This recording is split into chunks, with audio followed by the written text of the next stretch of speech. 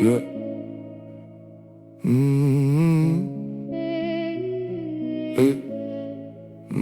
Mwanaume na mwanamke kama kweli wakijua mioyo ya kila mmoja, wakati huo mlango wa mbinguni utafunguka kwa utulivu sana. Hatukuzaliwa hapa duniani ili kuelewana tu, sisi ni roho tulioitwa ili kupokeana na kukubaliana tu. Kila tunapojaribu kuelewa, huzuni inazidi kuwa nzito. Sisi ni wageni tu tuliokutana kutoka katika nyota tofauti kabisa. Mimi na wewe tunatoka ulimwengu tofauti.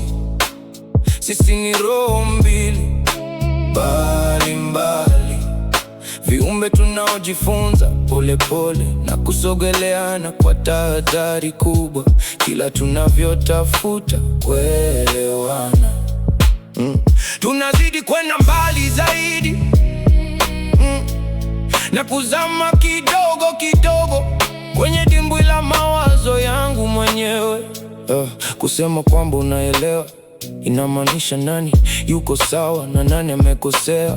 Kuelewana kikamilifu tangu mwanzo lilikuwa jambo lisilowezekana kabisa. Tunachopaswa kujifunza sasa ni jambo moja tu la hakika, ni pale tu ninapojiachia mimi mwenyewe, ndio ninaweza kukupokea wewe ndani yangu. Ni baada tu ya kupoteza kila kitu, ndio majuto yanatufikia mwishowe.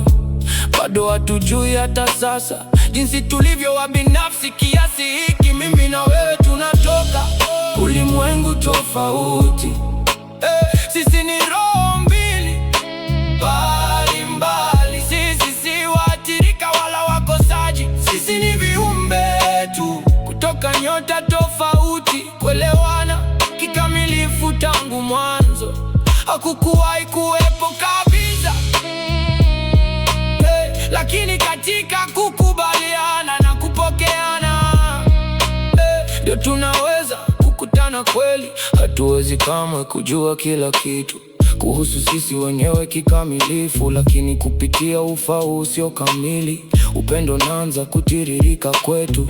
Sio katika kuelewana kwa akili, bali katika kujiachia kabisa, ndio hatimaye ninaweza kukukumbatia wewe kwa dhati.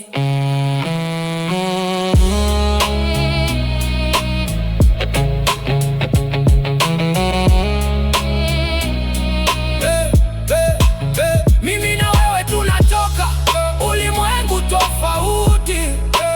Sisi ni roho mbili mbalimbali, viumbe tunaokumbatiana, sio kwa kuelewana, bali kwa upendo wa dhati.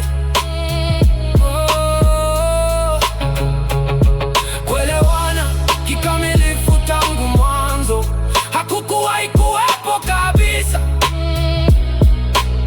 Lakini katika kukubaliana na kupokeana, mwishowe tutakuwa kitu kimoja.